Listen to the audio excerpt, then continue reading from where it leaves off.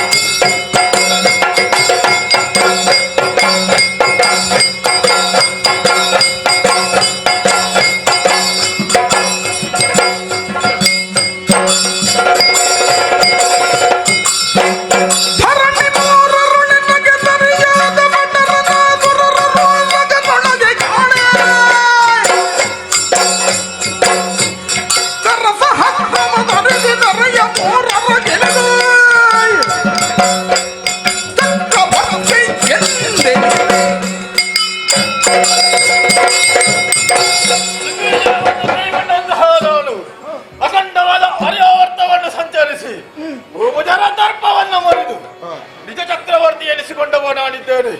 ನಮ್ಮ ಆಳ್ವಿಕೆಯಲ್ಲಿ ಪ್ರಜೆಗಳಿಗೆ ಎಲ್ಲೆನಿಗೂ ಕೂಡ ಕಷ್ಟಗಳು ಬಂದದ್ದಿಲ್ಲ. ಬಂದ್ರೆ ಆ ಕ್ಷಣದಲ್ಲಿ ಪರಿಹರಿಸಿಕೊಡುವವ ನಾನು. ಯಾಕೆ? ನನ್ನ ತಂದೆಯವರಾದಂತ ಕೃತವೀರ್ಯ ಮಹಾಪ್ರಭುಗಳು ನಮಗೆ ಹೇಳಿದ ಮಾತು ಕೂಡ ಹಾಗೆ. ರಾಜ ಪ್ರತ್ಯಕ್ಷ ದೇವತಃ. ರಾಜನಾದವರು ಯಾವತ್ತು ಕೂಡ ಪ್ರಜೆಗಳಿಗೆ ದೇವರ ಹಾಗೆ ಇರುವವ.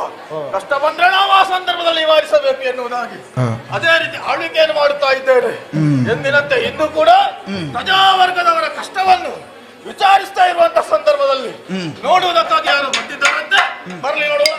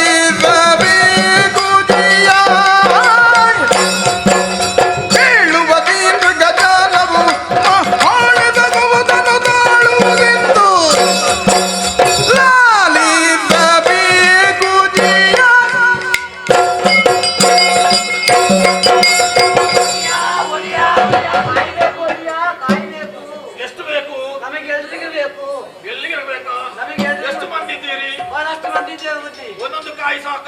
ಯಾವ್ದಕ್ಕೆ ಬುದ್ಧಿ? ಮತ್ತೆ ಕಾಯಬೇಕು ಅಂತ ಹೇಳಿದ್ಯಲ್ಲ. ಅದಲ್ಲ ಬುದ್ಧಿ, ನಮ್ಮನ್ನೆಲ್ಲ ಕಾಯಬೇಕು. ನಿಮ್ಮನ್ನೆಲ್ಲರನ್ನು ಕಾಯಬೇಕು. ಹೂ ಬುದ್ಧಿ. ನೀವು ಕೊಟ್ಟ ಜಾಗ ಉಂಟಲ್ಲ, ಹೌದು, ಆ ಗುಡ್ಡೆ ಪ್ರದೇಶ, ವನಪಾಲಕರು ನೀವು. ಹೂ ಬುದ್ಧಿ. ನೀವು ಸ್ವತಃ ದುಡಿದು ಹೂ ಬುದ್ಧಿ. ಕೃಷಿಯನ್ನು ಮಾಡಿ ಹೂ ಬುದ್ಧಿ. ಉತ್ತಮತನದಲ್ಲಿ ಜೀವನ ಮಾಡಬೇಕು ಉದ್ದೇಶದಿಂದ ಹೌದು, ನಾನೇ ಕೊಟ್ಟದಲ್ವೇನು ನಿಮಗೆ? ಹೂ ಬುದ್ಧಿ. ಓ. ನಾವೆಲ್ಲ ಗಿರಿಜನರು ಬುದ್ಧಿ, ಎಂತದು? ಗಿರಿಜನರು. ಗಿರಿಜನರು. ಹೂ ಬುದ್ಧಿ. ಹಾ. ನೀವು ಕೊಟ್ಟದಾದ ಜಾಗದಲ್ಲಿ ಹಾ. ಚೆನ್ನಾಗಿ ಕಿರಿಂಚಿ ಮಾಡಿದೆ ಬುದ್ಧಿ. ಛೆ, ಗಿರಿಂಚಿ ಮಾಡುದಲ್ವಾ? ವಾ. ಕೃಷಿ ಮಾಡು. ಕೃಷಿತೋ ಜಾಸ್ತಿ ದುರ್ಭಿಕ್ಷಂ ನೀವು ಹೇಳಿದಾರಲ್ಲ, ಎಂತದು? ಕೃಷಿತೋ ಜಾಸ್ತಿ ದುರ್ಭಿಕ್ಷಂ. ಕೃಷಿತೋ ನಾಸ್ತಿ ದುರ್ಭಿಕ್ಷಂ. ಯಾವುದೋ ಒಂದು ಹಾ. ಹಾಗೆ ಚೆನ್ನಾಗಿ ದುಡಿದೇ ಹೊಡೆಯ. ಹಾ. ದುಡಿದೊನ್ನೇ ಮಾರಾಯ ಅಂತ ನೀವು ಹೇಳಿದಲ್ವಾ? ದುಡಿದುನ್ನ ಮಹಾರಾಯ. ಹೌದು. ಹಾ. ಬಾಯಿಗೆ ಕೆಸರಾದರೆ ಕಾಯಿಗೆ ಕೈ ಕೆಸರಾದರೆ ಬಾಯಿ ಮೊಸರು, ಹ್ಮ್. ಕಾಯಕವೇ ಕೈಲಾಸ. ಹೌದು. ಹಾ. ನಾವು ಅದೇ ರೀತಿ ದುಡಿದ ಬುದ್ಧಿ. ಹಾ. ಬೆಳಗಿನ ಜಾವದಲ್ಲೇ ಎದ್ದು ಹಾ. ಚೆನ್ನಾಗಿ ದುಡಿದೆವು. ಹಾ. ಆದರೆ ಆದರೆ? ನನಗೆ ನೋಡಕ್ಕೆ ಮಾತ್ರ ಬುದ್ಧಿ, ಹಾ. ತಿನ್ನಕ್ಕಿಲ್ಲ ಬುದ್ಧಿ. ಅದು ನೋಡುವುದಕ್ಕಿಂತ ಅದು ನಿಮಗೆ ತಿನ್ನುವುದಕ್ಕೆ ಯಾಕೆ ಸಿಗಲಿಲ್ಲ? ಹಾಗೆಲ್ಲ ಬುದ್ಧಿ. ಹಾ. ಎಲ್ಲರೂ ಕಾಯ್ತಾ ಇದ್ದೆವು ಕಣ್ಣಿಗೆ ಎಣ್ಣೆ ಹಾಕಿ. ಕಣ್ಣಿಗೆ ಎಣ್ಣೆ ಹಾಕಿ. ಹೌದು, ಹಾ, ಹಾ. ಕಾಯ್ತಾ ಇದ್ದೆವು. ಹಾ. ಅಷ್ಟೊತ್ತಿಗೆ ಒಬ್ಬ ಹೇಳಿದ, ಹಾ. ಕಾಡು ಮೇಕೆಗಳ ಕಾಟ ಅಂತ. ಯಾವ್ದ್ರದ್ದು? ಕಾಡು ಮೇಕೆಗಳ ಕಾಟ. ಕಾಡು ಮೃಗಗಳ ಕಾಟ. ಹೋ ಬುದ್ಧಿ. ಹಾ. ಒಂದೆರಡರ ಲೆಕ್ಕ ಹಾಕುವುದು. ಹಾ. ಇದು ಬಹಳಷ್ಟು ಸಂಖ್ಯೆಯಲ್ಲಿ ಉಂಟು ಬುದ್ಧಿ. ಬಹಳ ಸಂಖ್ಯೆಯಲ್ಲಿ. ಹೋ ಬುದ್ಧಿ. ಹಾ. ಕಾಡಿನಲ್ಲಿದ್ದ ಮೃಗಗಳೆಲ್ಲ ಊರಿಗೆ ಬಂದವ ಬುದ್ಧಿ. ಊರಿಗೆ ಬಂದಿದ್ದಾವೆ. ಹೌದು ಬುದ್ಧಿ. ಹಾ. ಒಂದೆರಡರ ಲೆಕ್ಕ ಹಾಕುವುದು. ಹಾ. ಇದು ಬಹಳಷ್ಟು ಹಿಂಡು ಬಂದೈತೆ ಬುದ್ಧಿ. ಹಿಂಡು ಹಿಂಡು. ಹೋ ಬುದ್ಧಿ. ಹಾ. ಬುದ್ಧಿ, ಓ. ಕಾಡಿನ ಮೃಗಗಳ ಕಾಟ ಬುದ್ಧಿದೆ ಬುದ್ಧಿ ನಮಗೆ. ಉನಗೇನ ಶೀಘ್ರದೊಳ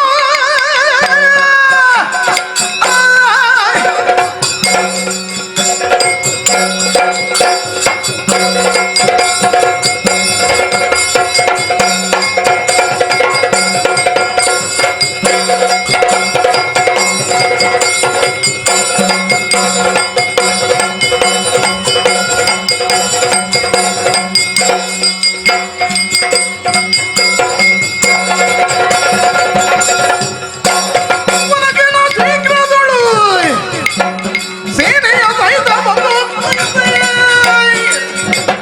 ಚಿಕ್ಕದೊಡ್ಡ ಮೃಗಗಳ ತರಿದ ಆಲಿಸಮೆ.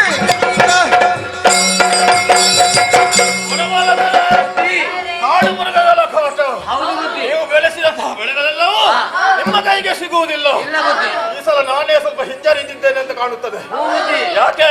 ನೀವು ವರ್ಷಕ್ಕೊಮ್ಮೆ ಬರ್ತಾ ವರ್ಷ ಇದ್ದೀರಿ ಕಾಡಿಗೆ. ವರ್ಷಕ್ಕೆ ಒಂದು ಬಾರಿ ಹಾ. ಬೇಟೆಯನ್ನು ಆಡುತ್ತಾ ಇದ್ದವರು ನಾವು. ಹೌದು. ಆದ್ರೆ ಈ ಸಲ ನಾವು ಬೇಟೆಯನ್ನು ಆಡ್ಲಿಲ್ಲ. ಸ್ವಲ್ಪ ಉದಾಸೀನ ಮಾಡಿದ್ರ ಅಂತ. ಇಲ್ಲಪ್ಪ, ರಾಜಕೀಯದ ಒತ್ತಡದ ನಿಮಿತ್ತ ಸ್ವಲ್ಪ ವಿಳಂಬವಾಯಿತು ಅಷ್ಟೇ. ಹೌದು ಬುದ್ಧಿ. ನೀವು ಚಿಂತಿಸಬೇಕಾದ ಅನಿವಾರ್ಯ ಇಲ್ಲ. ಹಾ. ತಡ ಮಾಡುವುದಲ್ಲ. ಹಾ. ನಿಮ್ಮವರೆಲ್ಲ ಸೇರಿಸಿಕೊಳ್ಳಿ. ಹಾ. ಬಲೆ, ಹಾ. ಆಮೇಲೆ ಹಾ. ಆಯುಧ ಆಯುಧ. ಇದೆಲ್ಲವನ್ನು ಸಿದ್ಧಪಡಿಸಿಕೊಳ್ಳಿ. ಹೂ ಬುದ್ಧಿ. ಎಲ್ಲರ ಜೊತೆಯಾಗಿ ಹಾ.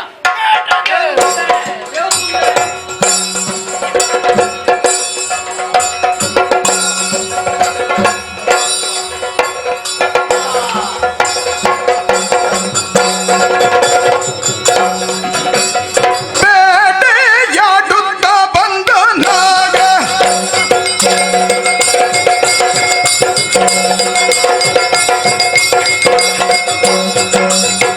ಬೇಟೆಯಾಡುತ್ತ ಬಂದ ನಾಗ ಅರ್ಜುನ ರಾಯ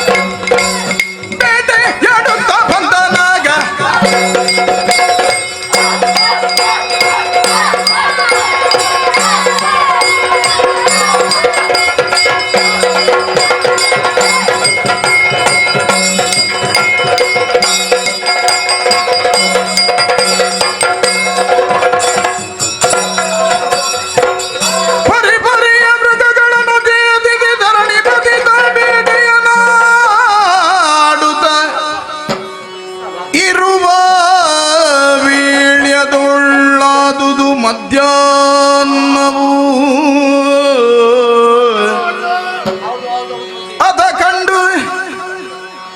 ಅದ ಕಂಡು ಪುರಗೆ ಹೋಗುವೆ ಎನ್ನುತ್ತ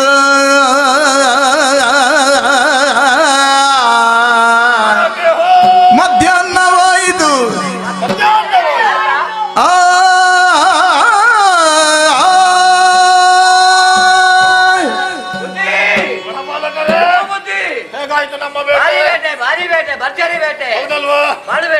ಎಲ್ಲಿ ಹೋದಿ? ಯಾವ ಪ್ರಾಣಿಯನ್ನು ಕೊಂದಿದ್ದಿ? ನಾನು ಈ ಕಡೆ ಆ ಕಡೆಗೆ ಹೋಗುವಾಗ ಒಂದು ಹುಲಿ ಮಾರಿ ಸಿಕ್ಕಿತ್ತು. ಹುಲಿ ಮಾರಿ ನಿನಗೆ? ನನಗೆ ಹುಲಿ ಮಾರಿ? ಹೌದು. ಏನ್ ಮಾಡಿದ್ದಿ? ನಾನು ಬಿಡ್ಲಿಲ್ಲ. ನಾನು ಬಿಡ್ಲಿಲ್ಲ. ನೀನು ಬಿಡುವ ಮಗನ ಆ ಬುದ್ಧಿ ಅದನ್ನ ಈ ಸಲ ತೆಗಿತೇನೆ ಅಂತ ಒಂದು ಕಾಲ ಮುಂದೆ ಇಟ್ಟೆ. ಅದರ ಬಾಲ ಹಿಡಿದು ಜಬಳಕ್ಕಂದು ಹೊಡೆದೆ. ಸತ್ತೇ ಹೋಯ್ತು. ಯಾವ್ದು? ಹುಲಿ ಮಾರಿ? ಹುಲಿ ಮಾರಿ. ನೀನು ಸರಿ ನೋಡಿದ್ಯಲ್ಲ? ನೋಡ್ದೇನೆ. ಅದು ಹುಲಿ ಮಾರಿ ಅಲ್ವಾ? ಮತ್ತೆ ಹುಲಿ ಮಾರಿ ಇಲ್ಲಿ ಮಾರಿ ಅಲ್ಲ. ಇಲ್ಲಿ ಮಾರಿ ಅಲ್ಲ ಬುದ್ಧಿ, ಬಾಲ ಇತ್ತು ಅದಕ್ಕೆ. ಶಾಬಾಸ್, ಮೆಚ್ಚಿದ್ದೇನೆ. ಅತ್ಯದ್ಭುತವಾದ ಬೇಟೆಯನ್ನು ನಾವು ಆಡಿದ್ದೇವೆ. ಬುದ್ಧಿ ಸದ್ಯಕ್ಕೆ ಇನ್ನು ನಮ್ಮ ಊರಿನ ಕಡೆಗೆ ಹೋಗೋಣ ಅಂತ, ನಮ್ಮ ರಾಜ್ಯಕ್ಕೆ ಇನ್ನು ಮೃಗಗಳು ಬರುವುದಕ್ಕಿಲ್ಲ. ಇನ್ನು ಕಾಟ ಇರ್ಲಿಕ್ಕಿಲ್ಲ ಬುದ್ಧಿ. ಇನ್ನು ಬೇಟೆಯನ್ನಾಡುತ್ತಾ ಮುಂದುವರಿದು ಬಂದ ಹಾಗೆ. ಬುದ್ಧಿ ಸರಿಯಾಗಿ ಈಗ ಹೊತ್ತೆಷ್ಟಾಯ್ತು? ಮುದ್ದೆ ಅನ್ನೋದು ಹೊತ್ತಾಯ್ತು. ಎಂತದ್ದು? ಮುದ್ದೆ ಅನ್ನದ ಹೊತ್ತು. ಮಧ್ಯಾಹ್ನದ ಹೊತ್ತು ಸೂರ್ಯಮಣ್ಣ ನಾರಾಯಣ. ಎಂತದು? ಸೂರ್ಯಮಣ್ಣ ನಾರಾಯಣ ಶ್ರೀಮನ್ನಾರಾಯಣ ನೆತ್ತಿ ಮೇಲೆ ಬಂದ. ನೆತ್ತಿಯ ಮೇಲೆ ಬಂದಿದ್ದಾನೆ. ಓ ಬುದ್ಧಿ, ಈ ಸಂದರ್ಭದಲ್ಲಿ ಬೇಟೆಯನ್ನಾಡಿ ಹೌದು ನಾವೆಲ್ಲರೂ ಬಹಳಷ್ಟು ಹಸಿದಿದ್ದೇವೆ. ಹೌದು ಬುದ್ಧಿ. ಆದುದರಿಂದ ವಾ. ಆದಷ್ಟು ಬೇಗನೆ ಪುರವನ್ನು ಸೇರಿ ಊರಿಗೆ ಹೋಗುವ. ಮಧ್ಯಾಹ್ನದ ಭೋಜನ ಮಾಡಬೇಕೆ. ಅವರೇ ಯಾರು ಏನೋ ಓಟು ಪ್ರಚಾರ ಆಯ್ತು. ಎಂತದು? ಓಟು ಪ್ರಚಾರ ಓಟು ಅಲ್ವಾ? ವಾ. ಓಟು ಸಾಯಂಕಾಲ ಮಾಣಿ ಭಟ್ರು. ಮುನಿವರ ಹೌದೌದು ಓಟು ಒಟ್ಟು ಹೇಳಿದಂತದು ಅಲ್ಲೇ ಹತ್ತಿರದಲ್ಲಿ ಪಕ್ಕದಲ್ಲಿ ಎಂತದು? ಜಮಖಂಡಿ ಜಮಖಂಡಿ ಅಲ್ವಾ? ವಾ. ಜಮದಗ್ನಿ ಮಹರ್ಷಿಗಳ ಆಶ್ರಮವಿದೆ. ಆಶ್ರಮ ಉಂಟು ಅಂತ ತಾವೆಲ್ಲರೂ ಹೌದು. ಅವರ ಆಶ್ರಮದ ಬಳಿಗೆ ಬರಬೇಕೆಂದು ಹೇಳಿ ಕಳಿಸಿದ್ದಾರೆ. ಹೌದು ಬುದ್ಧಿ. ತಡ ಮಾಡುವುದು ಸರಿಯಲ್ಲ. ಇಲ್ಲ, ಇಲ್ಲ. ತಡ ಮಾಡಿದ್ರೆ ಅವರು ಮೊದಲೇ ಸ್ವಲ್ಪ ಮುಂಗೋಪಿ ಕೋಪ ಬಂದಿತ್ತು. ಮತ್ತು ಕೂಡ ಕೋಪ ಬಂದಿತ್ತು. ಮತ್ತೆ ಚಾಪೆ ಕೊಟ್ಟಾರು. ಅದನ್ನು ಹಾಕಿ ಮಲಗುಡಿ ಅಲ್ಕ ಮತ್ತೆಂತ ಶಾಪ ಕೊಟ್ಟಾರು. ಹೋಗ್ಬೋದು, ಹೋಗ್ಬೋದು. ಅದಕ್ಕಾಗಿ ತಡ ಮಾಡುವುದಲ್ಲ. ಹೋಗುವ.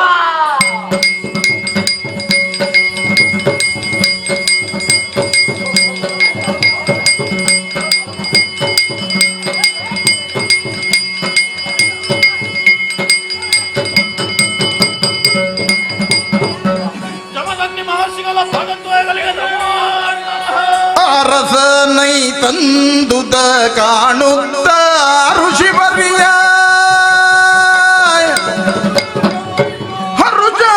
ಹರುಜಾದಿಂದಿದಿರಾಗಿ ಬಂದು ಕರೆದೊಯ್ದು ತಪ್ಪಾಸನವಾಯಿತು ಮನ್ನಿದಿ ಬರವಿದೇನು ಎನ್ನಲಿಂದ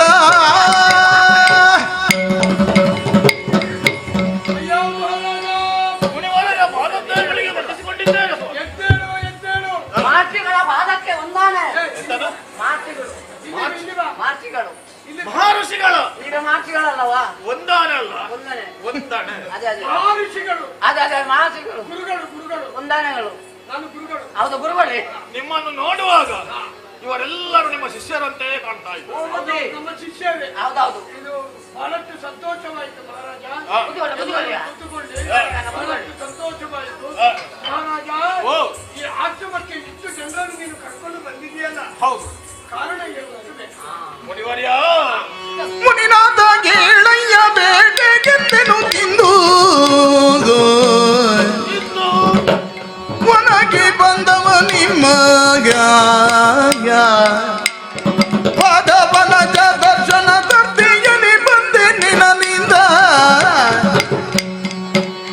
ಜನ ಬಗೆ ಮುನಿವರ್ಯನಾಗ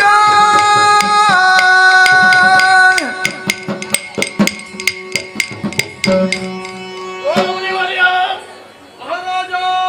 ನಮ್ಮ ನಾಡಿಗೆ ಆ, ಮೃಗಗಳ ಕಾಟ ಅಧಿಕವಾಯಿತು ಎನ್ನುವುದಾಗಿ ಆ, ಕಾನಿಗೆ ಬೇಟೆಯನ್ನಾಡುವುದಕ್ಕೆ ಬಂದವರು ನಾವು. ಆ, ಆ, ಆ, ಆ.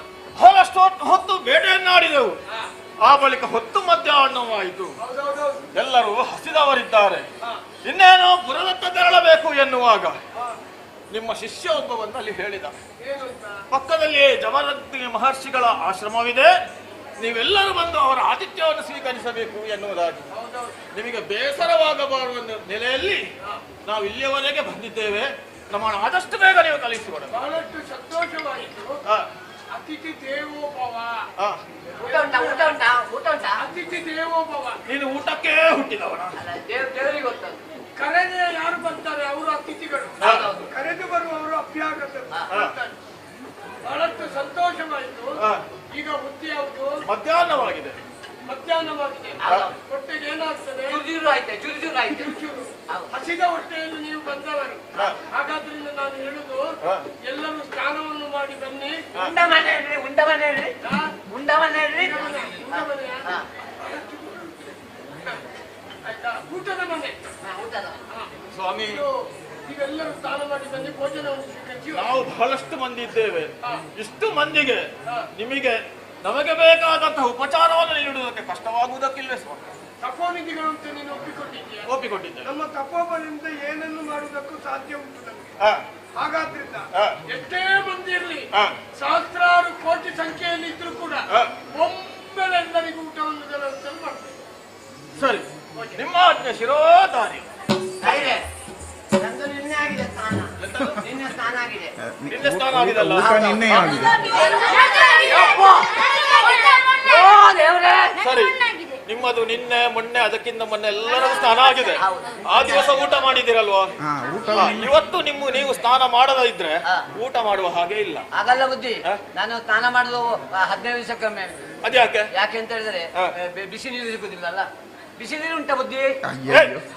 ಇದೆಂತದು? ನೀರು ಈಗ ಮಧ್ಯಾಹ್ನ ಅಲ್ವಾ? ಇದು ಜಮದಗ್ನಿ ಮಹರ್ಷಿಗಳ ಆಶ್ರಮ. ಹೌದೌದು. ನಮ್ಮ ಪುರದಲ್ಲಿರುವ ವಸತಿ ಗೃಹ ಅಲ್ಲ ಇದು. ಹೌದೌದು, ಅದು ಗೊತ್ತಾಯ್ತು ಈಗ. ಬುದ್ಧಿ, ನಾನು ಸ್ನಾನ ಮಾಡಿದಾಗ ಒಂದು ಇದು ಮಾತ್ರೆ ತಗೊಂಡ್ರೆ ಆಗಬಹುದಾ? ಎಂತದು? ಮಾತ್ರೆ. ಯಾವ ಮಾತ್ರೆ? ಗುಳಿಗೆ. ಗುಳಿಗೆ ಯಾವುದು ಅಂತ? ಒಂದು ಗುಳಿಗೆ ತಗೊಂಡ್ರೆ ಆಗಬಹುದಾ? ಅದು ಯಾವ ಗುಳಿಗೆ? 3 ದಿವಸಕ್ಕೆ ಸಾಕಾಗ್ತದೆ ಬುದ್ಧಿ ಅದು. ನೋಡು, ಗುಳಿಗೆಯಲ್ಲಿ ಹಲವು ವಿಧ ಉಂಟು. ಹೌದು. ಹಾಗಾಗಿ ನೀನು ತೆಗೆದುಕೊಳ್ಳುವಂತಹ ಗುಳಿಗೆ ಹಾ. ಅದು ಬೇರೆದಾಗಿದ್ರೆ ನಾಳೆ ನಿನಗೇನಾದ್ರೂ ಆದ್ರೆ ಸುಮ್ಮನೆ ನನಗೊಂದು ನೀವಿದ್ದೀರಲ್ವಾ? ಎಲ್ಲದಕ್ಕೂ ನಾನಿದ್ದೇನೆ. ಹೌದು. ನಾಳೆ ನೀನು ಶತ್ರು ನಾನಿದ್ದೇನೆ. ಹೌದು. ಏನು ನಿನ್ನ ಮಗನ ಆಗಲ್ಲ ಬುದ್ಧಿ, ಹಾಗಲ್ಲ ಹೇಳಿದ್ದು ಲಕ್ಷಣಕ್ಕೆ ನೀವಿದ್ದೀರಲ್ಲ. ಅವಳ ಆಜ್ಞೆಯನ್ನು ಕೇಳಿದ್ಯಾ? ಹೌದು ಬುದ್ಧಿ. ಹೋಗುವ ನರ್ಮದೆ.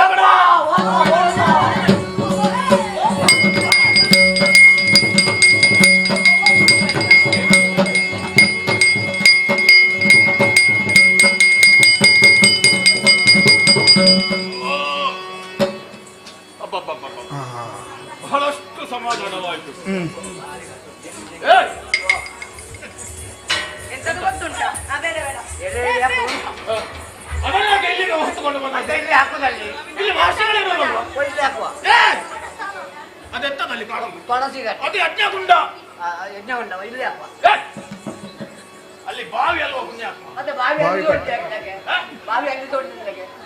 ಬಾವಿ ಅವತ್ತು ಈಶಾನ್ಯ ಭಾಗದಲ್ಲಿ ಇರು. ಈಶಾನ್ಯವಾಗುವ. ಹೌದು. ಆಗಲಿ, ಈ ಕಡೆ ಹಾಕುವ.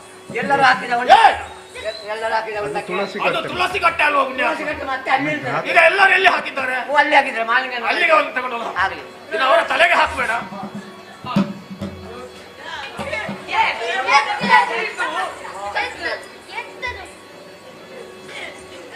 ಈಗ ನನಗೆ ಒಂದು ಉತ್ತರ ಕೊಡಬೇಕು. ಸಂಶಯವಾ? ನೀನು ನಿಜವಾಗಿ ಊಟವನ್ನೇ ಮಾಡಿದ? ಹೌದು ಬುದ್ಧಿ. ಅಲ್ಲ, ನೀನು ಇದು ಮಾಡಿದ್ದ? ಇಲ್ಲ ಇಲ್ಲ, ಊಟ ಮಾಡಿದ್ದು. ಮತ್ತೆ ನೀನು ಎಲ್ಲಿ ತೊಳೆಯುವುದು? ಎಲ್ಲಿ ತೊಳೆಯುದು? ಎರಡು ಕೈಗೆ ಹಿಡಿದು ಹೋಗಿದಲ್ಲ ಅದು ಪರಿಮಾಣ. ಹಾಗೆ ಉಂಡೆ ಎಲೆ ಉಂಟಲ್ಲ, ಅದು ಹೊರಗೆ ಬಿಸಾಡದೆ, ಅದು ನಮಗೆ ದೋಷ ಬರ್ತದೆ. ಅದಕ್ಕೆ ಬೇಗ ಆ ಕಡೆ ಬಿಸಾಡಿ. ಆ ಕಡೆಗೆ ಬಿಸಾಡಿ. ಹೌದೌದು. ಆಮೇಲೆ ಕೈ ತೊಳೆದ. ಆಮೇಲೆ ಕೈದು ಈ ಕೈಯನ್ನು ಮೂಸುವುದು? ಅದು ಎರಡು ಕೈಯಲ್ಲಿ ಪರಿಮಳ ಬರ್ತಾ ಉಂಟು. ನೀನು ಈ ಕೈಯನ್ನು ಮೂಸುವುದು ಯಾಕೆ? ಅದು ಈ ಕೈಗೆ ಹಿಡಿದಿದಲ್ಲ ಬುದ್ಧಿ, ಅದಕ್ಕೆ ಬೇಕಾಗಿ. ಓ, ಅದು ಹೀಗೆ. ಬಲದ ಕೈಯೇ ಅಷ್ಟು ಪರಿಮಳ ಇರುವ? ಹೌದು. ಎಡದ ಕೈ ಎಷ್ಟು ಪರಿಮಳ ಇರುವ? ಎಡದ ಕೈಗೆ ಒರಸಿದ್ದು ಮಾತ್ರ ನೀನು. ಹೌದೌದು. ಎಡದ ಕೈಯು ಹಾಗೆ ಪರಿಮಳ ಬರ್ತಾ? ಹೌದು, ಪರಿಮಳ ಬರ್ತಾ ಉಂಟು. ಸರಿ. ರಾಯರೇ ಸ್ನಾನ ಮಾಡಿ ಬರುವುದೇ ದಡ್ಡ. ಆ ಸಣ್ಣ ಮಾಣಿ ಭಟ್ರು ಇದ್ದಾರಲ್ಲ, ಹೌದು, ಗುಂಡೆ ಭಟ್ರು, ಹೌದು, ಅವರು ನಮ್ಮ ಕರೆದರು ಊಟಕ್ಕೆ ಬನ್ನಿ ಅಂತ. ನಾವು ಎಲ್ಲರೂ ಹೋದೆವು ಊಟಕ್ಕೆ ಅಂತ. ಊಟಕ್ಕೆ ಹೋಗಿ ಎಲೆ ಮುಂದೆ ಕೂತ್ಕೊಳ್ಳಿ ಅಂತ ಹೇಳಿದ್ರು. ನಾವು ಎಲೆ ಮುಂದೆ ಹೀಗೆ ಕೂತ್ಕೊಂಡೆವು. ಅದ್ಯಾಕೆ? ಹೇಳಿದಾಗ ಅಲ್ವಾ? ಹಾಗೆಲ್ವಾ? ಎಲೆ ಮುಂದೆ ಹಾಕಿ ಅದರ ಹಿಂದೆ ಕುಳಿತುಕೊಳ್ಳಿ ಅಂತ ಹೇಳಿ. ನನ್ನ ತಲೆಗೆ ಹೋಗ್ಲಿಲ್ಲ, ಎದ್ದು ನಿಂತೆ ಒಮ್ಮೆಗೆ ತುಳಿದು ಬಿಟ್ಟೆ. ಅದ್ಯಾಕೆ? ಎಲೆ ತುಳಿಲಿಕ್ಕೆ ಅಂತ ಹೇಳಿ. ತುಳಿಯುವುದಕ್ಕೆ ಹೇಳಿದ್ದಲ್ಲ ಪುಣ್ಯಾತ್ಮ, ಎಲೆಯನ್ನು ತೊಳೆಯಿರಿ ಅಂತ ಹೇಳಿದ್ದು. ಅದು ಹರಿದು ಹೋಯ್ತಲ್ಲ, ಪುನಃ ಒಂದು ಎಲೆ ಕೊಟ್ರು. ಎಲೆ ದೊಡ್ಡದು, ಎಲೆ ದೊಡ್ಡದಾಯ್ತು. ಎಲೆ ದೊಡ್ಡದಾಯ್ತಾ? ಹೌದು. ತಲೆಗೆ ಉಪ್ಪು ಹಾಕಿದ್ರು. ಯಾರಿಗೆ? ನಿನಗೆ ತಲೆ ಸರಿ ಇಲ್ಲ ಅಂತ ಅವರಿಗೆ ಮೊದಲೇ ಗೊತ್ತಾಗಿದೆ. ಅದಕ್ಕೆ ನಿನ್ನ ತಲೆಗೆ ಉಪ್ಪು ಹಾಕಿದ್ರು. ಎಲೆಯ ತಲೆಗೆ ಬೆನ್ನಿಗೆ ಚಟ್ನಿ ಬಿತ್ತು. ಅದು ಒಳ್ಳೇದು. ಯಾಕೆ? ತುರಿಸುವುದಕ್ಕಾಗ್ತದೆ, ಆಮೇಲೆ ಅಲ್ಲಿಂದ ತೆಗೆದು ಚಟ್ನಿಯನ್ನು ನೆಕ್ಕುವುದಕ್ಕೂ ಆಗಲ್ಲ. ಉಪ್ಪಿನ ಬೆನ್ನಿಗೆ ಚಟ್ನಿ ಹಾಕಿದ್ರು. ಹೌದೌದು, ಹಾಗೆ ಹೇಳ್ಬೇಡ. ಹೌದು. ನಂತರ ಬಲ್ಯಾರು ಬಂತು. ಎಂತದ್ದು? ಬಲ್ಯಾರು. ಪಲ್ಯ 6 ಬಗೆ ಇತ್ತು, ಎಲ್ಲವೂ ರುಚಿ ಇತ್ತು. ನಂತರ ಕೋಸಂಬರಿ ಹಾಕಿದ್ರು. ಕೋಸಂಬರಿ ಹಾಕಿದ ನಂತರ ಮಡ್ಡಿ ಹಾಕಿದ್ರು. ಮಡ್ಡಿ ಪಾಯಸ. ಮಡ್ಡಿ ಭಾಷೆ ಗಟ್ಟಿ ಅಂತ ಪಾಯಸ. ನಂತರ ಅನ್ನದ ರಾಶಿ ಹಾಕಿದ್ದಾರೆ ಬುದ್ಧಿ, ಗೊಬ್ಬರದ ರಾಶಿ ಹಾಕಿದ್ದಾರೆ. ಬೆಟ್ಟಿಗೆ ಒಳ್ಳೆದು ಉಂಟು. ಅಷ್ಟು ಎತ್ತರಕ್ಕೆ ಹಾಕಿದ್ದಾರೆ. ಹೌದು ಬುದ್ಧಿ. ನೀನು ಹೊಟ್ಟೆ ಬಾಕಂತ ಅವರಿಗೆ ಮೊದಲೇ ಜ್ಞಾನ ದೃಷ್ಟಿಯಿಂದ ಗೊತ್ತಾಗಿದೆ ಬುದ್ಧಿ. ಅನ್ನದ ರಾಶಿಗೆ ಒಂದು ಸಾರು ಹಾಕಿದ್ರು. ಎಂತ ರುಚಿ ರಾಯರೆ ಸಾರು. ಹೌದು. ಆ ಸಾರಿನಲ್ಲಿ ಒಂದು ಹೋಳಿಲ್ಲ. ಮತ್ತೆ ಸಾರಿನಲ್ಲಿ ಹೋಳಿ ಇರ್ತದ? ಅದ್ರ ಊಟ ಮಾಡಿದ್ದಾರೆ. ಅದು ಹೋಳಿ ಇಲ್ಲದ ಕಾರಣವೇ ಸಾರು ಅಂತ ಹೇಳುದು. ನೀರು ಸಾರು. ಅದರಲ್ಲಿ ಊಟ ಮಾಡಿದೆ. ಅದರಲ್ಲಿ ಊಟ ಮಾಡುವಾಗ ಅವರು ಪುನಃ ಅನ್ನ ತಂದ್ರು. ನನಗೆ ಆಗುದಿಲ್ಲ, ಅವರಿಗೆ ಬೇಕಾಗಿ ಒಂದಿಷ್ಟು ತಗೊಂಡೆ. ಅವರಿಗೆ ಬೇಕಾಗಿ? ಹೌದು. ಆಯ್ತು, ತಕೊಂಡಿ ಅಲ್ಲ? ಹೌದು. ಆಮೇಲೆ ಪುನಃ ಅನ್ನಕ್ಕೆ ಏನು ಉಂಟು ನೋಡಿದೆ. ನೋಡುವಾಗ ಸಾಂಬಾರು ಹಾಕಿದ್ರು. ಸಾಂಬಾರು? ಹೌದು. ಒಳ್ಳೆ ಗುಳ್ಳ ಬದನೆ ಇದು. ಯಾವುದು? ಗುಳ್ಳ ಬದನೆ. ಬದನೆ. ಅದರಲ್ಲಿ ಊಟ ಮಾಡಿದೆ. ಅದರಲ್ಲಿ ಊಟ ಮಾಡುವಾಗ ಪುನಃ ಅನ್ನ ತಂದ್ರು. ಪುನಃ ಅನ್ನದಾನ ವ್ಯವಸ್ಥೆ ಆಗ್ತದೆ, ಅವರಿಗೆ ಬೇಸರ ಆಗ್ತದಲ್ವಾ, ಅದಕ್ಕೆ ಬೇಕಾಗಿ ಒಂದಿಷ್ಟು ತಗೊಂಡು ಮತ್ತೆ ಒಂದಿಷ್ಟು ತಗೊಂಡು ಹೌದು. ಅದಕ್ಕೆ ನಾಯಿ ಹುಳಿ ಹಾಕಿದೆ, ನಾಯಿ ಹುಳಿ ಅದೇ ಅದರಲ್ಲಿ ಊಟ ಮಾಡಿದೆ. ಅದರಲ್ಲಿ ಊಟ ಮಾಡುವಾಗ ಪಾಯಸ ಬಂತು, 4 ಬಗೆ ಇಟ್ಟು ಪಾಯಸ ಇತ್ತು, 4 ಬಗೆ. ನನಗೆ ಸಿಹಿ ಆಗುದಿಲ್ಲ ಬುದ್ಧಿ, ಅವರಿಗೆ ಬೇಕಾಗಿ ಎಲ್ಲವೂ 4 ಸೌಟು ತಗೊಂಡಿದ್ದೇನೆ. ನಿನಗೆ ಸಿಹಿ ಆಗುವುದಿಲ್ಲ, ಮಧುಮೇಹ ಇಲ್ಲ ಇಲ್ಲ ಸರಿ ಹೌದು, ಅವರಿಗೆ ಬೇಸರ ಆಗ್ತದಲ್ಲ, ಎಲ್ಲವೂ 4 ಸೌಟು ತೆಗೆದೇನೆ. ಕಡಲೆ, ಹೆಸರು, ಹುಳದ ಪಾಯಸ. ಅದು ಹುಳದ ಪಾಯಸ ಅಲ್ಲ, ಇಲ್ಲಿ ಮೇಲೆ ಹೋಗುವ ಪುಷ್ಕ ಜಾಸ್ತಿ. ಅಯ್ಯೋ ಪುಣ್ಯಾತ್ಮ, ಅದು ಶಾವಿಗೆ ಪಾಯಸ. ಅದರಲ್ಲಿ ಊಟ ಮಾಡಿದೆ. ಅದೆಲ್ಲ ಊಟ ಮಾಡುವಾಗ ಸಿಹಿ ತಿಂಡಿ ಬಂತು, ಲಾಡು, ಹೋಳಿಗೆ, ಸುಕುರುಂಡೆ, ಶಂಕರ ಹೋಳೆ ಎಲ್ಲ ಬಂತು. ಎಲ್ಲ ಊಟ ಮಾಡಿದೆ. ಊಟ ಮಾಡುವಾಗ ಪುನಃ ಅನ್ನದೊಂದು, ಅನ್ನದಲ್ವಾಗ ನನಗೆ ಆಗುದಿಲ್ಲ ಅಲ್ಲ, ಅವರಿಗೆ ಬೇಸರ ಆಗುತ್ತೆ ಅಂತ ಪುನಃ ಇಷ್ಟು ತಗೊಂಡೆ. ಸರಿ ಪುಣ್ಯಾತ್ಮ. ಆಮೇಲೆ ಅದಕ್ಕೆ ನಿಮ್ಮ ಅಜ್ಜಿಗೆ ನೀರು ಹಾಕಿದ್ರು. ಅಜ್ಜಿಗೆ ನೀರು ಅಲ್ವಾ, ಮಜ್ಜಿಗೆ ನೀರು. ಅದರಲ್ಲಿ ಊಟ ಎಮ್ಮೆ ಮುಸುರು ಹಾಕಿದೆ. ಅದಕ್ಕೆ ಎಮ್ಮೆ ಮುಸುರು. ಎಂತದ? ಎಮ್ಮೆ ಮೊಸರು. ಎಮ್ಮೆ ಮೊಸರು ಅದ್ರಲ್ಲಿ ಹಾಕಿದೆ. ಅದರಲ್ಲಿ ಊಟ ಮಾಡಿದೆ. ಅದರಲ್ಲಿ ೂಟ ಮಾಡುವಾಗ ಆ ಸಣ್ಣ ಮಾನಿ ಭಟ್ರು ಮುಂದೆ ನನ್ನ ಮುಖ ನೋಡಿ ಹೇಳಿದ್ರು, ಏನು ಮುಖ ನೋಡ್ತಿ, ಸಗಣಿ ಹಾಕು ಅಂತ ಹೇಳಿದ್ರು. ಸಗಣಿ? ಸಗಣಿ ಹಾಕಲಿಕ್ಕೆ ನಾನು ಎಮ್ಮೆ ಕೋಣನ. ಅದ್ಯಾಕೆ? ಅವ್ರು ಹೇಳುದಲ್ವ ನನ್ಗೆ. ಅದು ಹಾಗೆ ಅಲ್ವಾ, ಯಾವತ್ತು ಕೂಡ ನಾವು ಬ್ರಾಹ್ಮಣರ ಮನೆಯಲ್ಲಿ ಅಥವಾ ಋಷಿಮುನಿಗಳ ಮನೆಯಲ್ಲಿ ಊಟ ಮಾಡಿದ ಮೇಲೆ ನಮ್ಮ ಎಂಜಲು ಬೀಳ್ತದ ಇಲ್ವ ಅಲ್ಲಿ, ಅದು ಅಶುದ್ಧ ಆಗ್ತದೆ. ಅದಕ್ಕಾಗಿ ದನದ ಸೆಗಣಿ ಹಾಕಿ ನಾವು ಅಲ್ಲಿ ಶುದ್ಧ ಮಾಡಬೇಕು. ನನ್ನ ತಲೆಗೆ ಮತ್ತೆ ಹೋಯ್ತು, ಮತ್ತೆ ಸಗಣಿ ಆಗಿ ಶುದ್ಧ ಮಾಡಿದೆ. ಇಷ್ಟೆಲ್ಲ ಮಾಡಿದೆ ಬುದ್ಧಿ. ಬುದ್ಧಿ ಇದು ಎಲ್ಲಿಂದ ಆಯ್ತು ಬುದ್ಧಿ, ಯಾರಿಂದ ತರಿಸಿದ್ದ ಅಂತ. ಅದುವೇ ನನಗೆ ಕೂಡ ಒಂದು ಚಿಂತೆ. ಈಗ ಅವರಲ್ಲಿಯೇ ಕೇಳುವ. ಅವರಲ್ಲಿಗೆ ಓ ಮುನಿವರ, ಮುನಿನಾದ ಕೇಳಯ್ಯ ಕ್ಷಣ ಮಾತ್ರದೊಳಗಿನ್ನ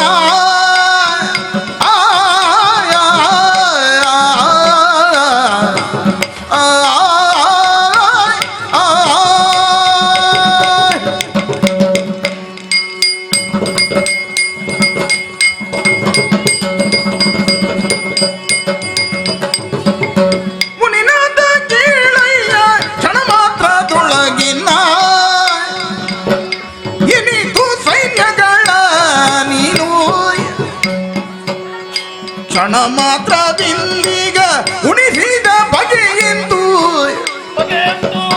ಎನಗೆ ಬೀಳದ ಮಿಂದನು ಎಂದನು. ಮುನಿನಾದ ಕೇಳಯ್ಯ ಕ್ಷಣ ಮಾತ್ರದೊಳಗಿನ್ನ ಇನಿದು ಸೈನ್ಯಗಳ ನೀನು.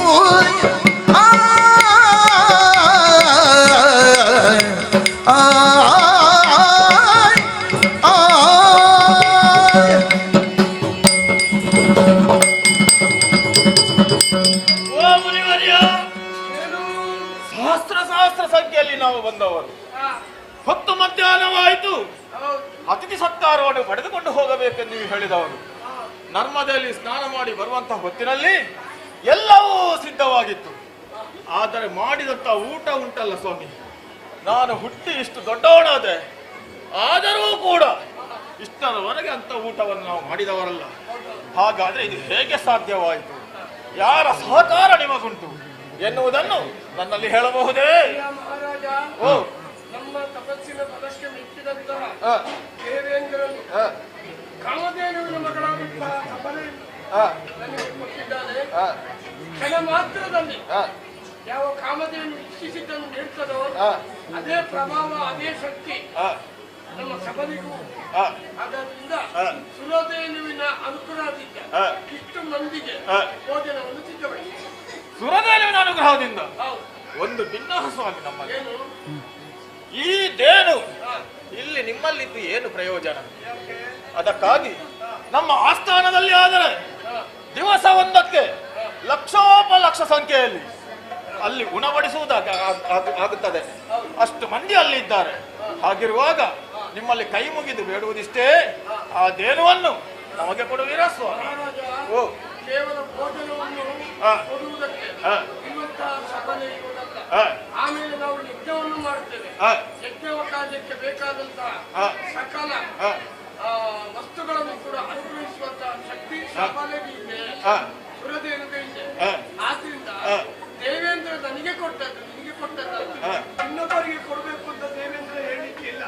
ಹಾಗಾದ್ದರಿಂದ ನನಗೆ ಕೊಟ್ಟಂತಹ ದೇನು ನನ್ನಲ್ಲಿ ನೀನು ಕೇಳ್ತಾರೆ. ಅರ್ಜುನ ರಾಯನು ಕೇಳುತ್ತ ಕ್ಷಣ ಗರ್ಜಿಸು ತಿಂದನು.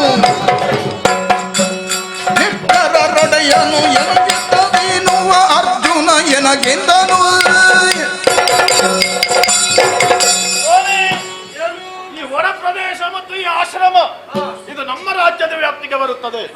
ಯಾವುದೇ ಒಂದು ವಸ್ತು ಇದ್ದರೂ ಕೂಡ ರಾಜನಿಗೆ ತಿಳಿಯದೆ ಅದು ಇಟ್ಟುಕೊಂಡ್ರೆ ಅದು ಅಕ್ರಮ ಎಂದು ಆಗುತ್ತದೆ. ಹಾಗಾಗಿ ನಾನು ನಿಮ್ಮಲ್ಲಿ ಹೆಚ್ಚು ಮಾತನಾಡುವುದಿಲ್ಲ. ಈ ದೇನವನ್ನು ನೀವು ಕೊಟ್ಟಂತೆ ಹೌದಾದರೆ ಸಹಸ್ರ ಸಂಖ್ಯೆಯಲ್ಲಿ ಗೋವುಗಳನ್ನು ನಿಮ್ಮ ಆಶ್ರಮಕ್ಕೆ ನಾನು ತಂದು ಒಪ್ಪಿಸುತ್ತೇನೆ. ಮಾತ್ರವಲ್ಲ, ಅದರ ಚಾಕರಿಗೆ ಬೇಕಾದಂತಹ ಎಲ್ಲ ಕಾಳಾನುಗಳನ್ನು ನಾನು ತಂದು ನಿಮ್ಮ ಆಶ್ರಮಕ್ಕೆ ತಂದು ಇರಿಸುತ್ತೇನೆ. ಮಾತ್ರವಲ್ಲ, ಅವರಿಗೆ ಕೊಡಬೇಕಾದಂತಹ ವಿತ್ತವನ್ನು ಕೂಡ ನಾನೇ ಭರಿಸುತ್ತೇನೆ. ಆದರೆ ಈ ದೇನವನ್ನು ನನಗೆ ಕೊಟ್ಟು ಬಿಡಿಸುವ. ನಿಮಗೆ ಶಾಸ್ತ್ರ ದೇನವನ್ನು ನೀವು ಕೊಡ್ಬೋದು, ಆದ್ರೆ ಆ ಒಂದು ದೇನು ಇದೆ ನಮ್ಮ ದೇನು ಇದೆ ಅಲ್ಲ, ಅದನ್ನು ಕೊಡುವಂತಹ ಸಿದ್ಧಾಂತ ಯಾವುದು ಇಲ್ಲ, ನಾವು ಕೊಡಬಾರ್ದು. ಇನ್ನೊಂದೇನಂದ್ರೆ ರಾಜನಾದಂತಹ ನಿನಗೆ ಭಕ್ತಿಪೂರ್ವಕವಾಗಿ ನಾವು ಕೊಟ್ಟರೆ ಮಾತ್ರ ಅದು ಸತ್ಫಲ ಅಂತ ಹೇಳ್ತಾರೆ. ಆದ್ರಿಂದ ಸರತ್ಕಾರವಾಗಿ ನಮ್ಮ ದೇನವನ್ನು ನೀವು ಕೇಳಬಾರ್ದು, ನಾನು ಕೊಡುದು.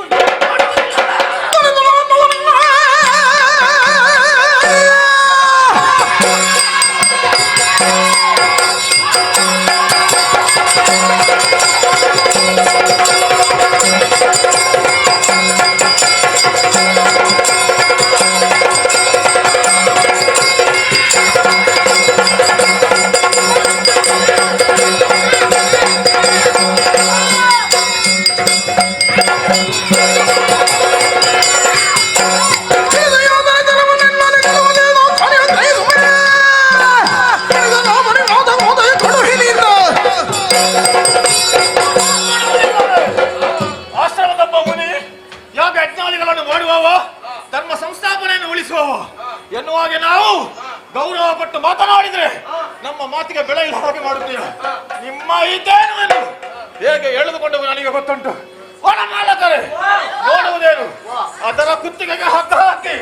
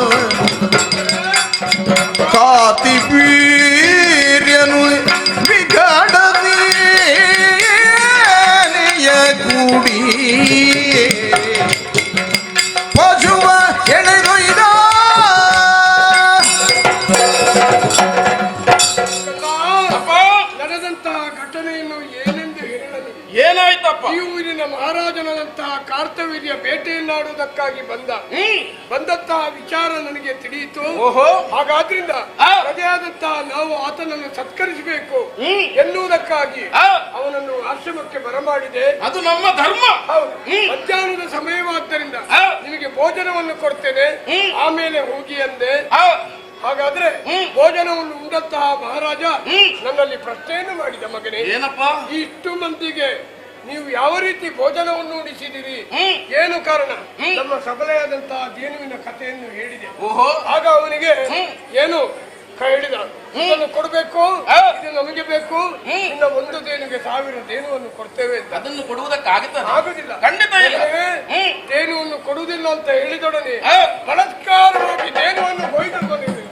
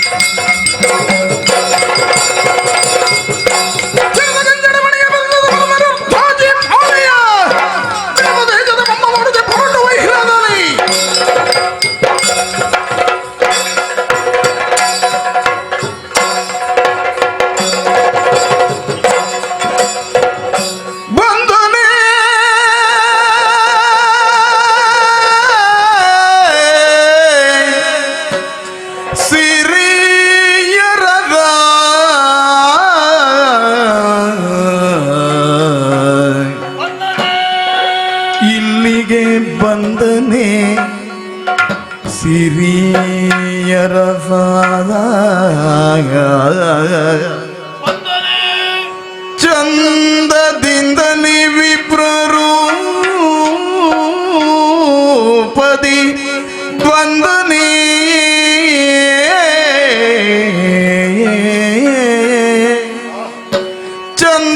ಚಂದದಿಂದಲೇ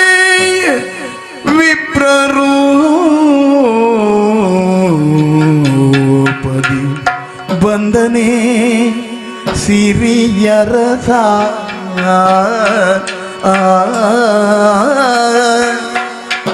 ಹಿಂದೆ ಚಕ್ರದ ಗರುವವ ಹರಿಸುವೆ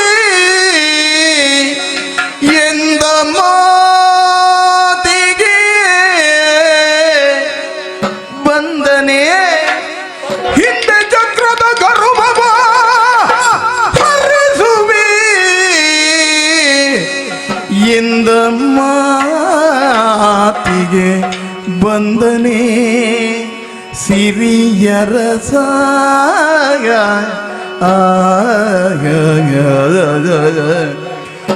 ಬಂದರೇನ ಇದೀಗ ಬೆದರೆನು ಬೆದರೆನು ಬೆದರೆನು ಇಂದಿರೇ ಜನಪದಗೆ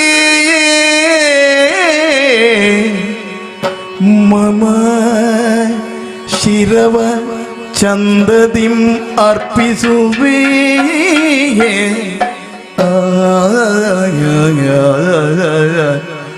ಬಂದರೇನ ಇದೀಗ ಬೆದರೆನು ಬೆದರೆನು ಬೆದರೆನು ಇಂದಿರೀಶನ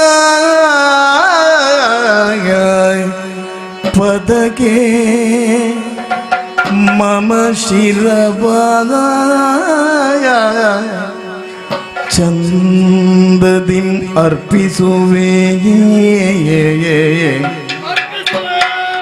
ಪರಿಜನ ವೃಂದ ಸಹಿತ ಚಂದದಿಂ ಅರ್ಪಿಸುವೆ ಪರಿಜನ ವೃಂದ ಸಹಿತ ಬಂದನೆ ಸಿರಿಯರಸ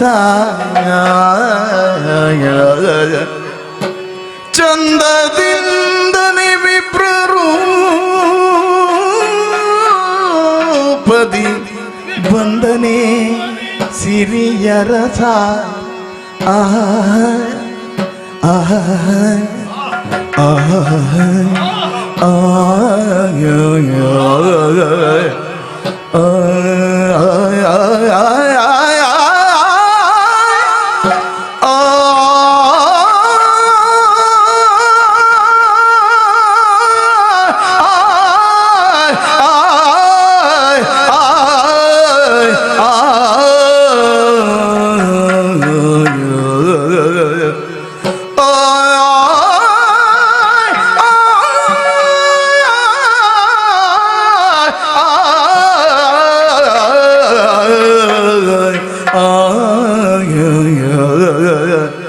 ಬಂದನೆ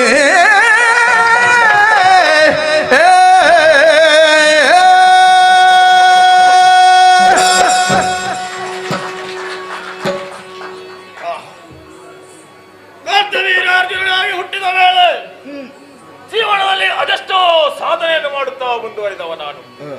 ಆದರೆ ಇಷ್ಟರವರೆಗೆ ಬಾಧಕ ಎನ್ನುವುದು ನನ್ನ ಜೀವನದಲ್ಲಿ ಬಂದದ್ದೇ ಇಲ್ಲ. ಈಗ ತಿಳಿದಂತಹ ವಿಚಾರ, ವಿಪ್ರರೂಪದಿಂದ ಪರಶುವನ್ನು ಹಿಡಿದುಕೊಂಡು ಬಂದು ನಮ್ಮ ಮಹಿಷ್ಮತಿಯಲ್ಲಿರುವಂತಹ ನಮ್ಮ ಸೇನೆಯನ್ನೆಲ್ಲ ಹೊಡೆದುರುಳಿಸುತ್ತಾ ಮುಂದುವರಿಯುತ್ತಾ ಬರುತ್ತಾ ಇದ್ದಾನೆ ಎಂಬುದಾಗಿ ಯೋಚನೆಯನ್ನು ಮಾಡಿದಾಗ ಈಗ ನನಗೆಲ್ಲವೂ ನೆನಪಾಗುತ್ತಾ ಉಂಟು. ನಾನು ಯಾರು ಎನ್ನುವುದಾಗಿ.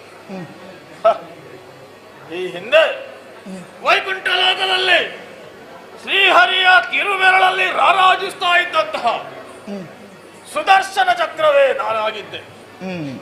ಶತ್ರು ಪ್ರಸೂದರನು ಲೋಕಕಂಟಕನಾಗಿ ಮೆರೆಯುತ್ತಾ ಇರುವ ಸಂದರ್ಭದಲ್ಲಿ ಶ್ರೀಹರಿಗೂ ವಧಿಸುವುದಾಗೆ ಅಸಾಧ್ಯವಾದಾಗ ನಾನು ಹೋಗಿ ಆತನನ್ನು ವಧಿಸಿ ಲೋಕ ಕಲ್ಯಾಣವನ್ನು ಮಾಡಿದೆ.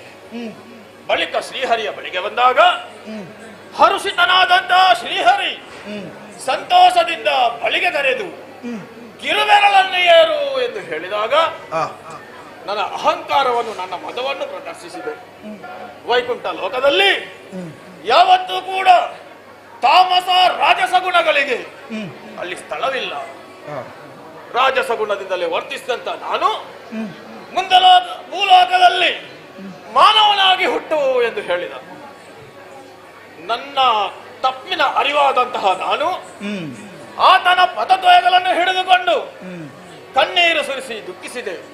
ಸ್ವಾಮಿ, ಅಪರಾಧವಾಗಿ ಹೋಯಿತು, ಮನ್ನಿಸು ನನ್ನನ್ನು ಎನ್ನುವುದಾಗಿ ಆವಾಗ ಹೇಳಿದ. ಮಗು, ಭೂಲೋಕದಲ್ಲಿ ನೀನು ಸಾಮಾನ್ಯ ಮಾನವನಾಗಿ ಹುಟ್ಟುವುದಲ್ಲ, ಕೃತವೀರ್ಯ ಮತ್ತು ರಾಕಾದೇವಿ ದಂಪತಿಗಳಿಗೆ ಮಗನಾಗಿ ಹುಟ್ಟುತ್ತಿ. ಕ್ಷತ್ರಿಯ ಕುಲದಲ್ಲಿ ಹುಟ್ಟಿದಂತಹ ನೀನು ಮುಂದಕ್ಕೆ ಲೋಕದಲ್ಲಿ ಉನ್ನತವಾದ ಕೆಲಸವನ್ನೇ ಮಾಡುತ್ತಾ ಮುಂದುವರಿಯುತ್ತಿ. ನಿನ್ನ ಪಾಲಿಗೆ ಯಾವತ್ತೂ ಕೂಡ ಸೋಲು ಎನ್ನುವುದು ಬಾಧಿಸುವುದಿಲ್ಲ. ನಿನಗೆ ಸೋಲು ಬರುವುದಿದ್ದರೆ, ನಿನಗೆ ಮರಣ ಬರುವುದಿದ್ದರೆ ಒಂದು ಸಂದರ್ಭದಲ್ಲಿ ಮಾತ್ರ. ಬ್ರಾಹ್ಮಣರನ್ನು ಮತ್ತು ಋಷಿಮುನಿಗಳನ್ನು ಕೆಣಕಬೇಡ ಎಂದು ಹೇಳಿದ್ದಾರೆ. ಆದರೆ ಅಂತಹ ಸಂದರ್ಭದಲ್ಲಿ ನಾನೇ ತರೆಗಿಳಿದು ಬಂದು ನಿನಗೆ ಆ ಮಾನವ ಜನ್ಮದಿಂದ ಮೋಕ್ಷವನ್ನು ಕೊಟ್ಟು ಪುನಃ ನನ್ನ ವೈಕುಂಠಕ್ಕೆ ಕರೆಸಿಕೊಳ್ಳುತ್ತೇನೆ ಎಂಬುದಾಗಿ ಈಗ ಅದೆಲ್ಲವೂ ನನಗೆ ನೆನಪಾಗುತ್ತಾ ಉಂಟು. ಬಂದವನು ಸಿರಿಯ ರಸ, ರಮಾರಮಣ ಶ್ರೀಹರಿ ಶ್ರೀಮನ್ನಾರಾಯಣನೇ ಬಂದಿದ್ದೇನೆ, ಅವ ಬಂದಿದ್ದಾನೆ ಎನ್ನುವುದಾಗಿ ನೇರವಾಗಿ ಹೋಗಿ ಅವನ ಚರಣದ್ವಯಗಳಿಗೆ ನಾವು ಶರಣಾಗುವುದು ಸರಿಯಾಗುವುದಿಲ್ಲ. ಹಾಗಾಗಿ ತೊಂದರೆಯಾಯ್ತಯ್ಯ, ಚಂದದಿಂದಲೇ ಅರ್ಪಿಸುವೆ ನನ್ನ ಶಿರವನ್ನು ಆತ ಪದದ್ವಯಗಳಿಗೆ. ಆದರೆ ಇಷ್ಟರವರೆಗೆ ನನ್ನನ್ನೇ ನಂಬಿಕೊಂಡು ಬಂದಂತಹ ನಮ್ಮ ಪರಿವಾರ ವರ್ಗದವರಿದ್ದಾರೆ, ಅವರಿಗೂ ಈ ಮಹಾಪ್ರಸಾದವನ್ನು ಉಣಬಡಿಸಬೇಕು. ಅದಕ್ಕಾಗಿ ಎಲ್ಲಿ ಕಾಲಜ್ಞ ಶಕ್ರಾಂತರದಲ್ಲಿ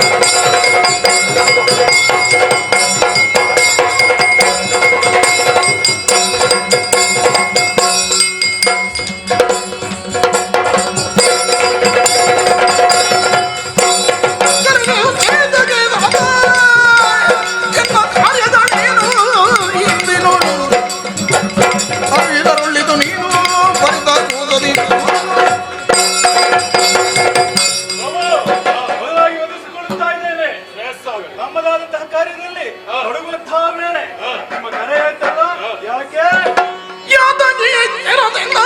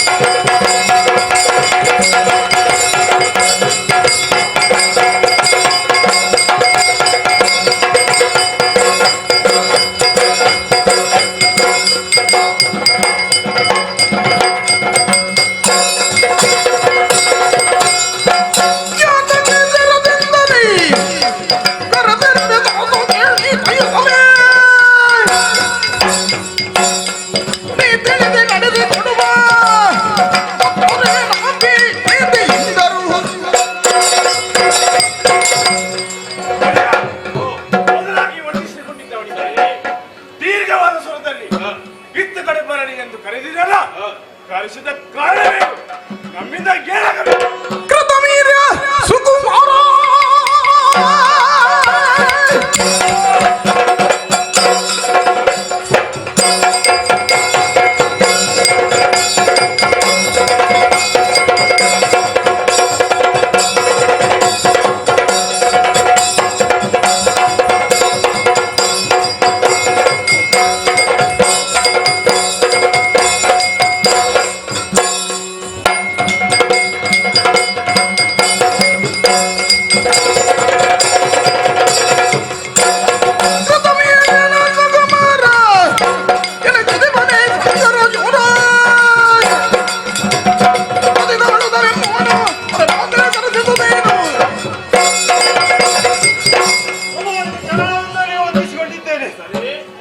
ಕಾಣುವಾಗ ಹೋದದಿಂದ ಇದ್ದೀರಿ, ಏನೋ ಆವೇಶದಿಂದ ಇದ್ದಾಗೆ ಕಾಣುತ್ತಾ ಇದೆ. ನಮ್ಮಿಂದ ಯಾಕೆ ಕರೆದಿರಿ? ಏನಾಗಬೇಕು? ಹೇಳಿ ಬಿಟ್ರೋಣಕರ ಮಾಡುವುದಕ್ಕೆ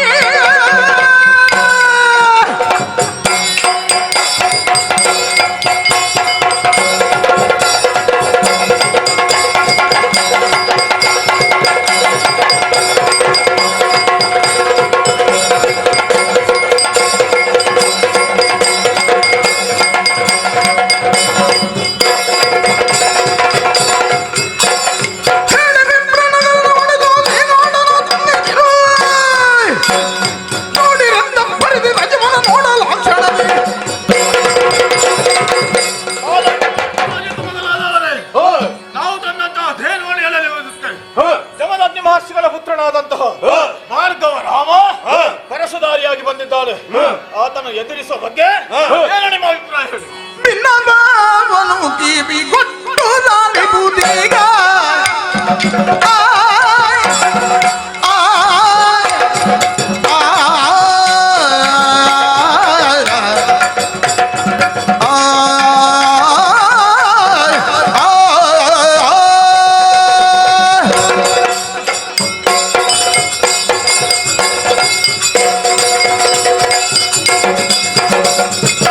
ಭಿನ್ನವನು ಕಿವಿ ಕೊಟ್ಟು ರಾಣಿ ಬೂದಿಗ ರಾಯ ಕೀಳು ಬಾಯ ಬನ್ನಣೆ ಮಾತುಗಳೆಂದವ ನಾನಲ್ಲ. ರಾಯ ಕೇಳು ಅನ್ಯಾಯವಿದು ನಾವು ಸುರಭಿಯ ತನ್ನುವುದು. ರಾಯ ಕೀಳು ನೀ ಇನ್ನದರನ್ನು ಹಿಡಿಯುವುದೊಳ್ಳಿತು ಬೇಗ. ಭಿನ್ನವನು ಕಿವಿ ಕೊಟ್ಟು ನಲಿಯುವುದೀಗ. ರಾಯ ಕೀಳು ಆ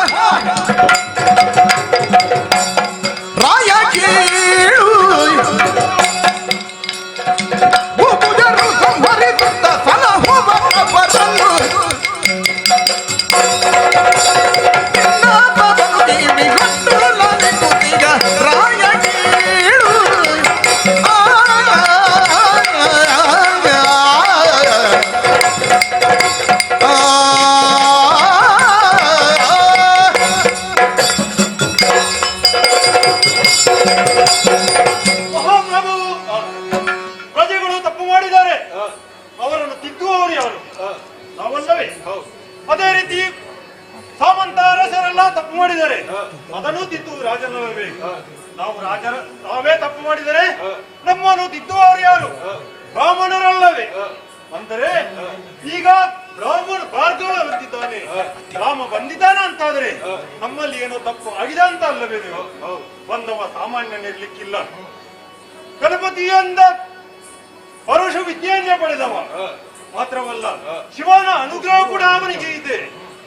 ಮಾತ್ರಲ್ಲ, ಹಿಂದಕ್ಕೆ ಯೋಚಿಸಿದರೆ ಶ್ರೀಹರಿಯ ಅವತಾರವೆತ್ತಿ ಬಂದಂತೆ ಕಾಣ್ತಾ ಇದೆ ಪ್ರಭು. ಆದ ಕಾರಣ ಧೇನುವನ್ನು ಮೊರೆಯೊಪ್ಪಿಸಿ ನಾವು ಅವರಿಗೆ ಶರಣಾಗತರಾಗುವುದು ಒಳ್ಳೆಯದು.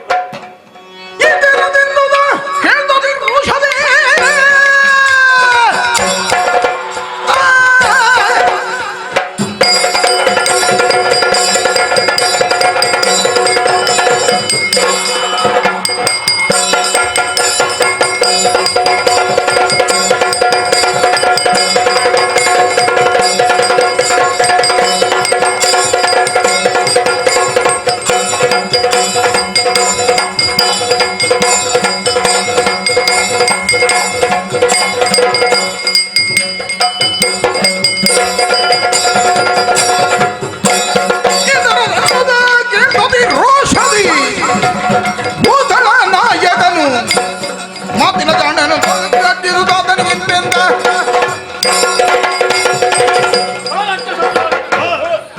ಆತನನ್ನು ಎದುರಿಸುವಾಗ ಅಭಿಪ್ರಾಯವೇನೆಂದು ಕೇಳಿದ್ರೆ ನೀವು ನನಗೆ ನೀತಿಯ ಮಾತುಗಳನ್ನು ಹೇಳುತ್ತಾ ಇದ್ದೀರಿ.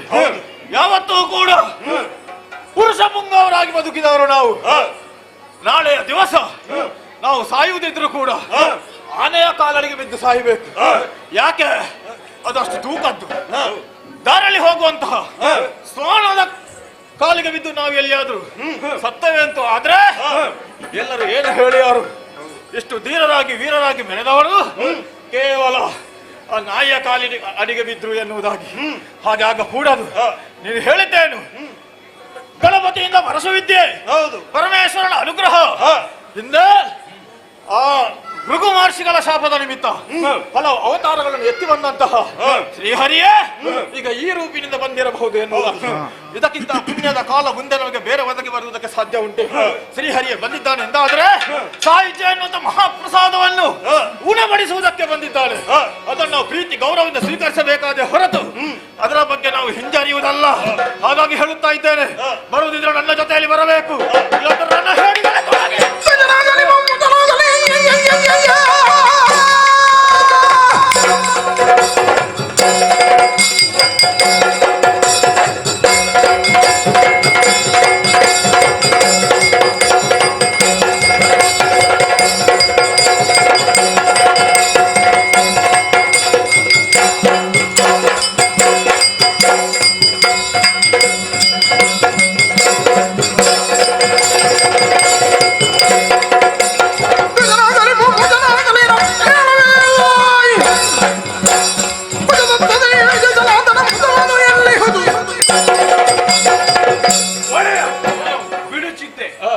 ಬಂದಿರುವನು ಭಾರ್ಗವ, ಸಣ್ಣ ಹುಡುಗ, ಕೊಡು ಅಪ್ಪಣೆ. ಈಗಲೇ ಆತನ ಶಿರವನ್ನು ಬರೆದು ಬರುತ್ತೇನೆ. ಚಿಂತಿಸುವಂತ ಅಗತ್ಯವಿಲ್ಲ. ಎಲ್ಲರ ವಿರಕ್ತಿಗಳ ಮನಸ್ಸಿಗೆ ಆನಂದವಾಯಿತು. ಅದಕ್ಕೆ ಅರ್ಧ ಸೇನಾಕೃತಿಯಲ್ಲಿ ನಮ್ಮ ಸೇನೆಯನ್ನು ನಿಲ್ಲಿಸಿ, ಅರ್ಧ ಚಂದ್ರಾಕೃತಿಯಲ್ಲಿ ನಮ್ಮ ಸೇನೆಯನ್ನು ನಿಲ್ಲಿಸಿ ಬಂದಂತಹ ಮಾರ್ಗ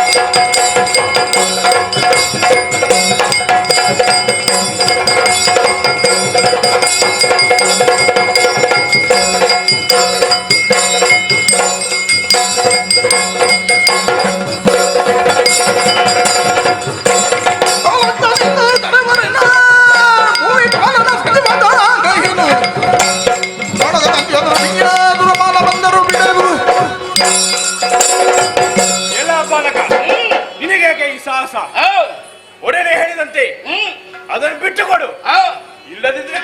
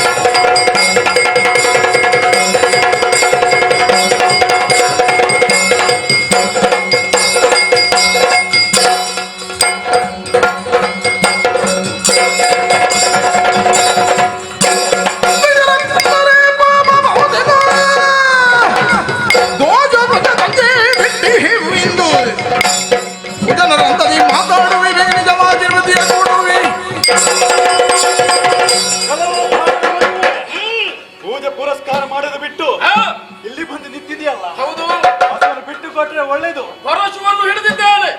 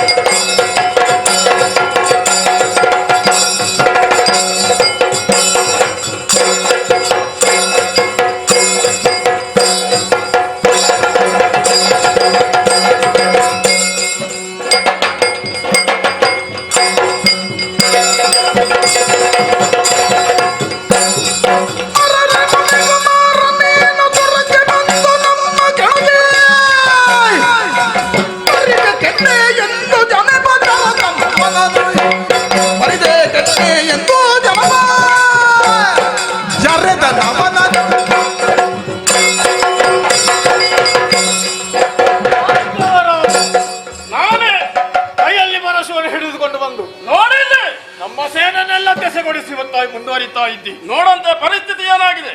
ನಿನ್ನಂತಹ ಒಬ್ಬ ಮುನಿಕುಮಾರ ಈ ರೀತಿಯಾಗಿ ಬರುವುದು ಸರಿಯಲ್ಲ. ನೀನು ಮಾಡಬೇಕಾದದ್ದು ಏನು? ಏನು? ನಿನ್ನ ತಂದೆಯ ಜೊತೆಯಲ್ಲಿ ನೀನು ಸೇರಿಕೊಳ್ಳಬೇಕು.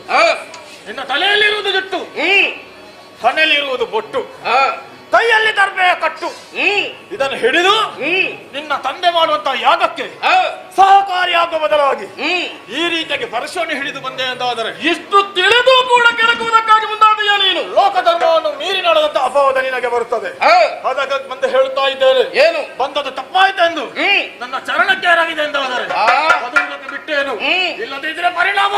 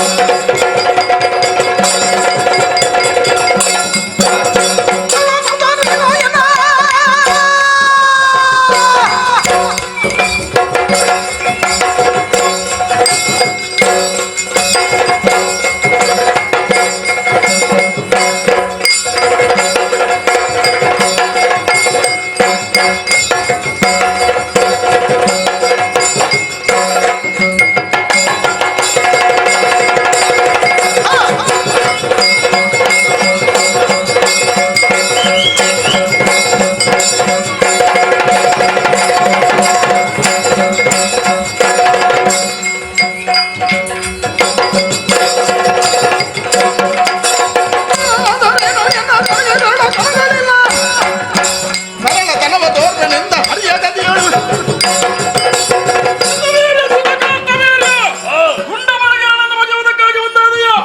ಬಂದವ ಸಾಮಾನ್ಯರಲ್ಲ, ಭಾರ್ಗವ ಇದು ಶ್ರಮದಿಂದ ಕೇಳ್ತಾ ಇದ್ದೇನೆ, ಧನವಾಗಿ ಕೇಳ್ತಾ ಇದ್ದೇನೆ, ವೇದವನ್ನು ಕಲ್ಪಿಸಿ ಕೇಳ್ತಾ ಇದ್ದೇನೆ. ಸಂಡಂ ದಶಗುಣ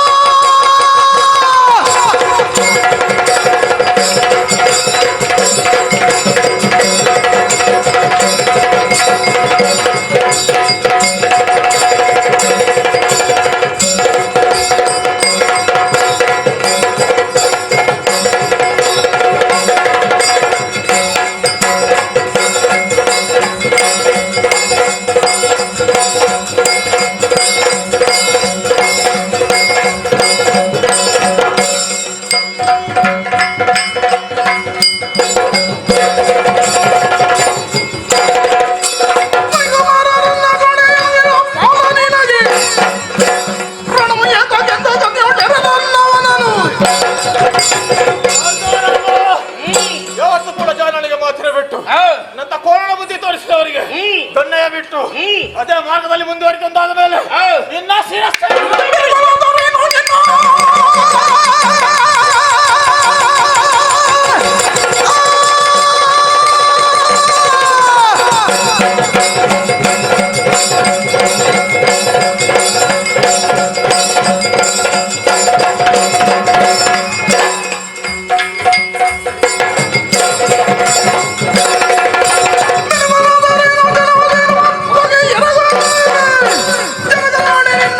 ಜಗದ